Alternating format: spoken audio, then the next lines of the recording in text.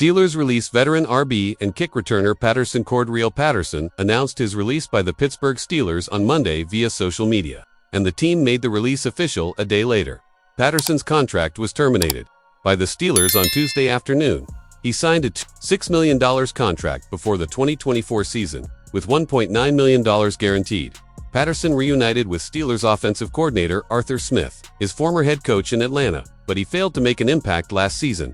He posted a 21.8 yards per kick return and saw limited play at running back, finishing with just 135 yards and 1 touchdown. Steelers head coach Mike Tomlin did not elaborate on the reason for Patterson's release, but discussed several internal options who could fill kick return duties this season. "We're not without candidates," Tomlin said. "I'm very excited about Kenny Gainwell in that area. Jaylen Warren certainly has some experience in that area. We're looking at rookie running back Caleb Johnson. We're looking at Roman Wilson. I'm pretty comfortable with the pool of candidates, but there's still work to be done." Patterson, 34, was originally a wide receiver in the NFL, but transitioned to running back and excelled as a kick returner.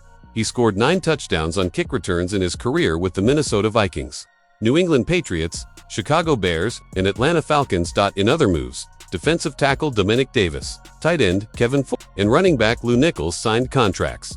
The Steelers released injured wide receiver Montana Lamonius Gregg and linebacker Jeremiah Moon.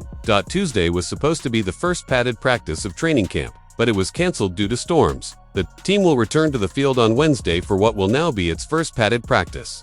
The Steelers could be the legitimate reason Terry McLaurin wants out of Washington. The Pittsburgh Steelers made a surprising move early in the 2025 offseason. In a bold and unexpected trade, the team acquired wide receiver DK Metcalf from the Seattle Seahawks, instantly changing the outlook of their offense. Shortly after the deal, the Steelers committed to the long-term signing Metcalf to a 5-year, $150 million contract with 4 remaining years and $132 million in new money, at $33 million per year. The Steelers made it clear they believe Metcalf is a rare talent worth every dollar.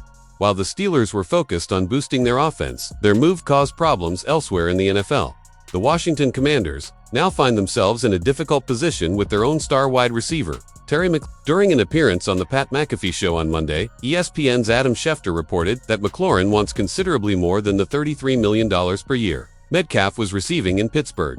This revelation raised questions about whether the Commanders are prepared to meet McLaurin's increasing demands. The Steelers may not have intended to impact other teams' contract negotiations, but their deal with Metcalf is now being used as a benchmark. McLaurin, who has consistently been one of the league's most reliable wide receivers, is seeking a value that reflects his worth. Pittsburgh's decision to pay the maximum amount has inadvertently put pressure on Washington, which must now decide whether to match or exceed those terms to keep its star receiver happy. The Commanders find themselves in a difficult position as the NFL continues to see crucial positions like wide receiver experience rapid increases in market value. As star players across the league sign massive contracts, it becomes increasingly challenging for teams to build balanced rosters while maintaining their top talent and maintaining consistency from season to season. Washington now faces this exact challenge with McLaurin. That it makes perfect sense that Metcalf's massive contract extension with the Steelers is being used as a comparison. This is a common pattern in the NFL. One player gets paid, and others at the same position see it as an opportunity to cash in. McLaurin, after seeing Metcalf sign a $33 million per year contract, likely sees this as the perfect time to get the contract he believes he deserves. This isn't about greed. Players understand the business side of the league and know their value can change quickly. When the opportunity arises, they need to seize it.